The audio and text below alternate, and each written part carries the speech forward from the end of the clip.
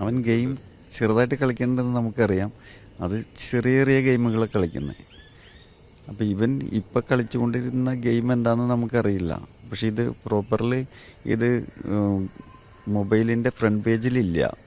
ഞാൻ എൻ്റെ മൊബൈലും വൈഫിൻ്റെ മൊബൈലുമാണ് ഇവൻ ഉപയോഗിക്കുന്നത്. ഇപ്പോൾ സ്കൂളിൽ നിന്നുള്ള പല പാഠഭാഗങ്ങളും ഇതിനകത്ത് വരുന്നത് കൊണ്ട് ഇത് രണ്ടും അവന് യൂസ് ചെയ്യാനായിട്ട് നമ്മൾ കൊടുക്കും. ഞാൻ പലപ്പോഴും കുറച്ച് സമയം ഉണ്ടാവുള്ളൂ. ഞാൻ ഉറങ്ങുന്ന സമയത്താകുമ്പോൾ ഇവൻ എൻ്റെ മൊബൈൽ എടുത്തുകൊണ്ട് പോകും. എൻ്റെ മൊബൈലിൽ ഫ്രണ്ട് പേജിൽ ഒരു ഗെയിമും ഇല്ല. അപ്പോൾ ഇവർ പുതിയ മെത്തേഡിൽ ചെയ്ത് പഠിച്ചേക്കുന്ന പിള്ളേരായതുകൊണ്ട് ഇവരിത് ബാക്കിലോട്ട് മാറ്റിയിട്ടേക്കണത് കൊണ്ട് നമുക്ക് ആ ഒരു രീതി നമുക്ക് മനസ്സിലായില്ല. പിന്നീട് നമ്മൾ കാര്യങ്ങളിലേക്ക് വന്നു കഴിഞ്ഞ് എടുത്തു നോക്കുമ്പോഴാണ് ഈ ടാസ്ക് വരുന്നത്. ഇതിൽ ഒരു ഗെയിം അവൻ്റെ ഫിംഗർ ചിപ്സോ ഫിംഗർ എന്തോ വെച്ച് അവൻ ലോക്ക് ചെയ്തേക്കാം. ഒരെണ്ണം എൻ്റെ ഫിംഗറാണ്.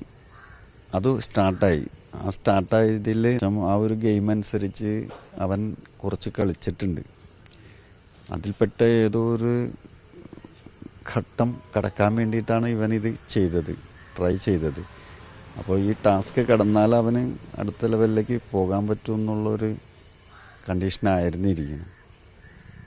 അപ്പോൾ ഇതൊരു എക്സ്പെരിമെൻ്റ് എന്നുള്ള രീതിയിലാണ് ഇവൻ ട്രൈ ചെയ്തത്. പക്ഷേ ഇത് ഒരു ട്രാപ്പായിപ്പോയി, കെണിയായിപ്പോയി. ആരോ ഇതിൻ്റെ പുറകിൽ നിർദ്ദേശമുണ്ട്. കാര്യം കൊച്ച് ഇങ്ങനെ സംഭവിക്കുമ്പോൾ അവൻ്റെ കയ്യിൽ നിലവിൽ ഫോണില്ല. ഫോൺ ഒരെണ്ണം ഞാനിവിടെ ഇല്ല, ഞാൻ പുറത്തായിരുന്നു. ഒരു ഫോണുണ്ട്. ആ ഫോണും താഴെയായിരുന്നു, വൈഫിൻ്റെ കയ്യിലായിരുന്നു. പക്ഷേ ഈ ഫോണിലെ നിർദ്ദേശങ്ങളനുസരിച്ചാണ് അവൻ ചെയ്തേക്കണേ. പിന്നെ പലപ്പോഴും പല ഭാഷകളിലുള്ള ആൾക്കാരായിട്ട് ഒരേ ലെവലിൽ നമ്മളെ അകലെ ഇരിക്കുമ്പോഴാണെങ്കിലും നമുക്കതിൻ്റെ സൗണ്ടുകൾ കേൾക്കാൻ പറ്റും. അതെങ്ങനെയൊക്കെയാണെന്ന് നമുക്കറിയില്ല. അപ്പം നമ്മൾ ഷൂട്ടിംഗ് ഗെയിമൊക്കെയാണ് നമ്മൾ ചെല്ലുമ്പോൾ കാണുന്ന ഷൂട്ടിംഗ് ഗെയിമാണ്. ഇച്ചിരി 10 മിനിറ്റ് എന്നുള്ള രീതിയിലൊക്കെയാണ്. പിന്നെ ഇവന് അത്യാവശ്യം വായിക്കണമാതിരി ഇരിക്കും. ആദ്യകാലത്തൊക്കെ നല്ലോണം പഠിക്കുമായിരുന്നു. ഇപ്പോൾ എനിക്ക് ഉൾഭയം കൊണ്ട് ഞാൻ ഒരു മോനല്ലേ, അപ്പോൾ അകലെ വിട്ട് പഠിപ്പിക്കാനുള്ള ബുദ്ധിമുട്ട് ഞാൻ അടുത്ത സ്കൂളിലാക്കി. ഞാനെപ്പോഴും ഇതിൻ്റെ പിന്നാലെ തന്നെ ഉണ്ട്. പിന്നെ നമ്മൾ ചെല്ലുമ്പോഴേക്കും ഇവരെന്തെങ്കിലുമൊക്കെ ചെയ്തിട്ടുണ്ടെങ്കിൽ ഇവർക്ക് പെട്ടെന്ന് മറയ്ക്കാൻ പറ്റും. നമ്മളെടുത്ത് നോക്കുമ്പോൾ ഇത് കാണുകയില്ല.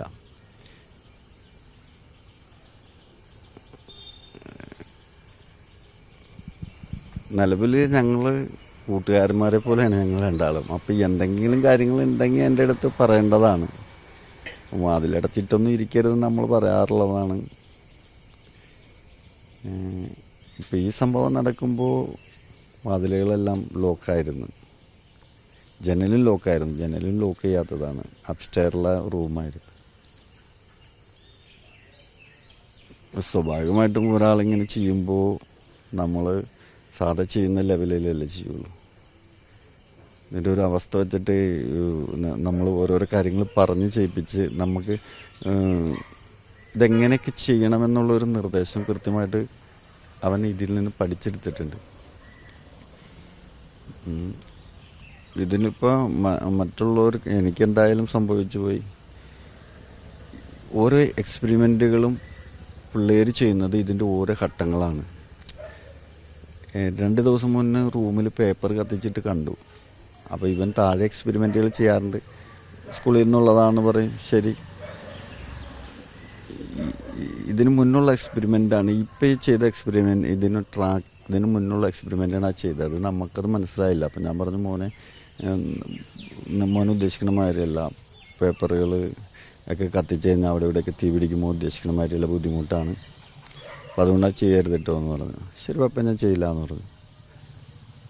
അത് അവൻ ആ റൂമിൽ ഞങ്ങളാരും കിടക്കാറില്ല, യൂസ് ചെയ്യാറില്ല. ഞങ്ങൾ 3 ആളുകൾ താഴെ കിടക്കും. ഞാനും മോനും ഭാര്യയും കൂടി ഒരുമിച്ചാണ് കിടക്കുന്നത്. അപ്പോൾ ഇങ്ങനെ പഠിക്കാൻ മാത്രമേ പിന്നെ അവിടെ പോവാറുള്ളൂ. പഠിക്കുമ്പോൾ കുറ്റിയിട്ട് ഇരിക്കരുതെന്ന് ഞാൻ അവൻ്റെ അടുത്ത് പ്രത്യേകം പറയാറുണ്ട്.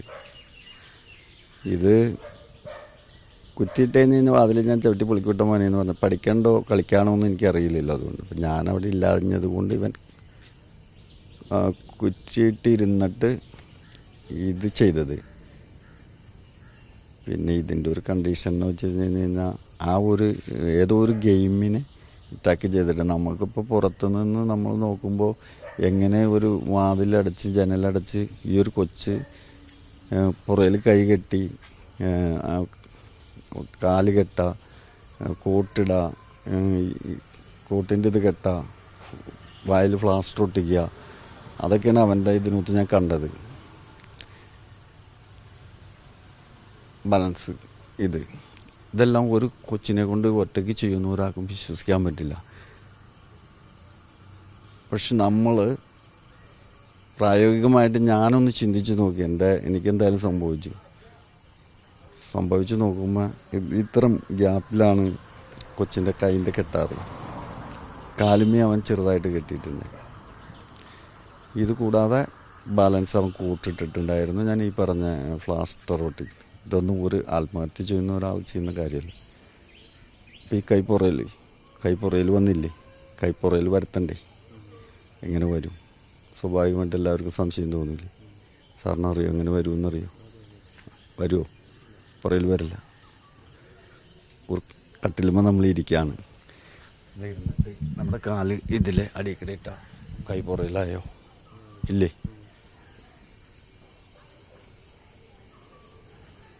അതൊക്കെയാണ് ഈ ഗെയിമിൻ്റെ. ഇതിന് മുന്നേ എത്ര ഗെയിം ഇവൻ കളിച്ചു എന്നുള്ളത് എനിക്കറിയില്ല. പക്ഷേ മക്കൾ ഗെയിമുകളിലേക്ക് വരുമ്പോൾ നമ്മൾ അറിയുന്നില്ല ഇത് ഓരോരോ ഘട്ടങ്ങളാണെന്നൊന്നും നമുക്കറിയില്ല. കാരണം അവനെ നമ്മൾ വഴക്ക് പറയുന്നില്ല, അവനെ ഫ്രണ്ട്സ് പോലെ കൊണ്ടു കിടക്കണ്. അങ്ങനെ ഓരോരോ കാര്യങ്ങൾ ചെയ്യുമ്പോൾ വഴക്ക് പറഞ്ഞിട്ടുണ്ടെങ്കിൽ നമുക്ക് പേടിക്കാം. അവനെ പേടിക്കേണ്ട ആവശ്യമില്ലല്ലോ നമുക്ക്. അപ്പോഴും മമ്മിയുടെ അടുത്ത് കളിച്ചിരിച്ച് മമ്മി ഭക്ഷണം വാരി കൊടുത്തിട്ട് മമ്മി അങ്ങോട്ട് നീങ്ങിയുള്ളൂ. അപ്പം പിന്നെ നമുക്ക് ഇങ്ങനെ ഒരു സംശയം ഒന്നും വേണ്ടല്ലോ. അപ്പോൾ എന്താ പറയുക,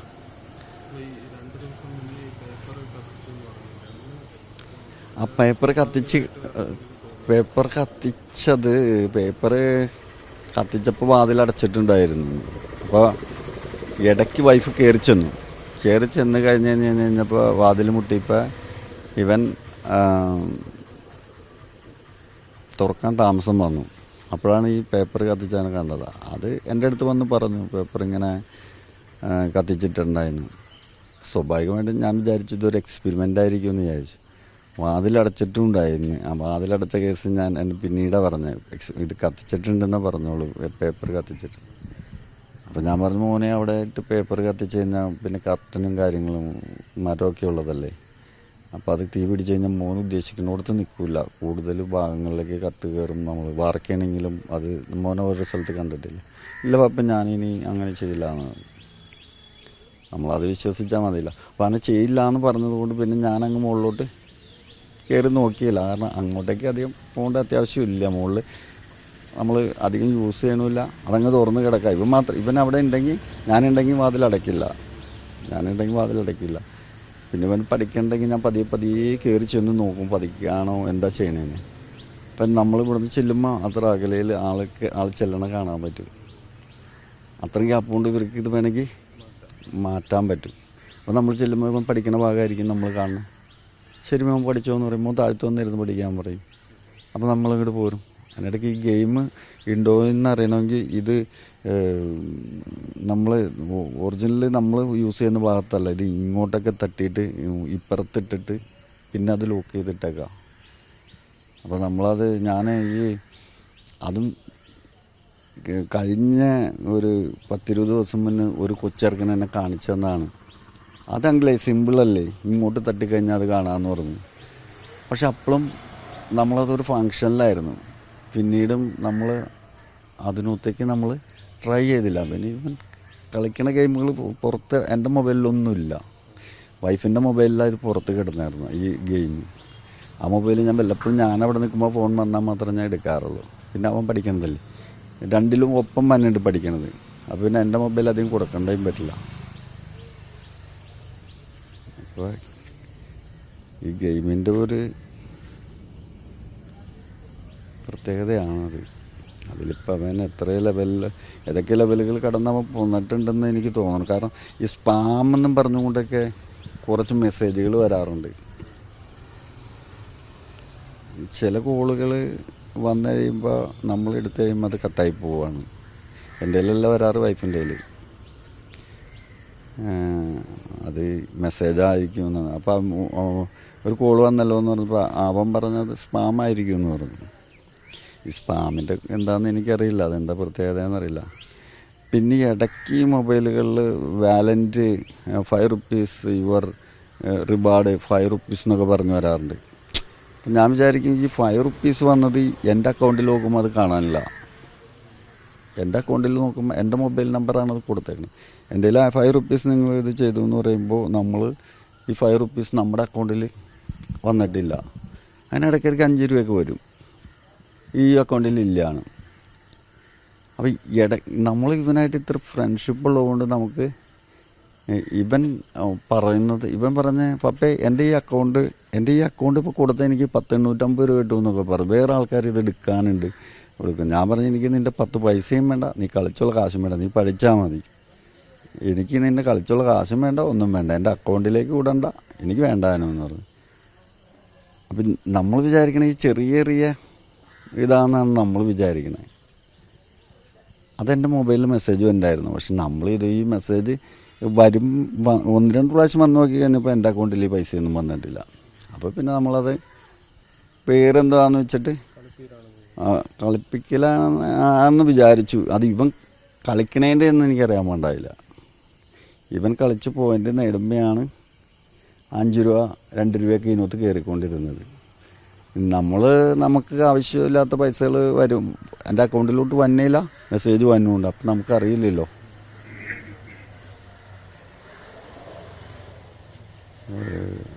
അപ്പോഴും ചിരിച്ച് കളിച്ചിട്ടങ്ങ് ആള് അവിടെ ഇരുന്ന് മമ്മി ഭക്ഷണമൊക്കെ വാരി കൊടുത്തു.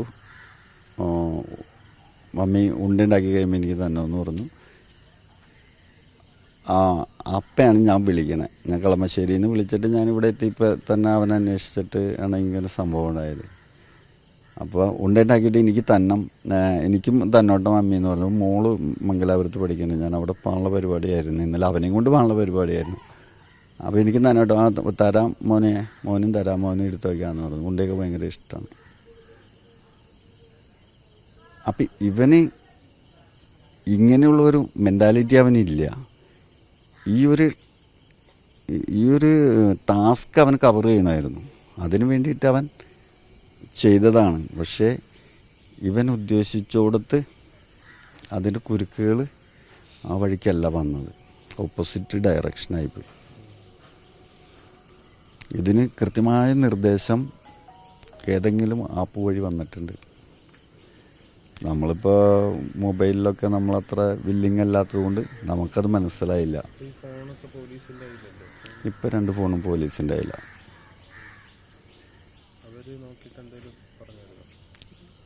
അവരത് നോക്കിക്കൊണ്ടിരിക്കുന്നു. എനിക്ക് വ്യക്തമായിട്ട് അറിയില്ല. ഫോൺ 2 അവരുടെ കയ്യിലുണ്ട്, അവർ നോക്കിയിട്ട് തരാമെന്ന് പറഞ്ഞിട്ടുണ്ട്.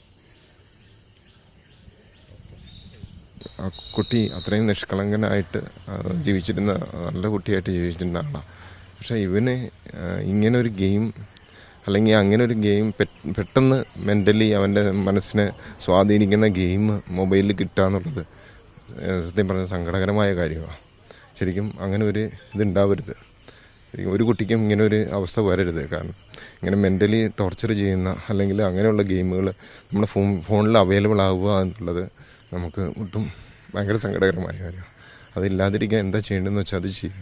അത് ഏത് ഭാഗത്തു നിന്നായാലും, അധികാരിയുടെ ഭാഗത്തു നിന്നായാലും എങ്ങനെയായാലും അത് ചെയ്യേണ്ടത് വളരെ അത്യാവശ്യമാണ്.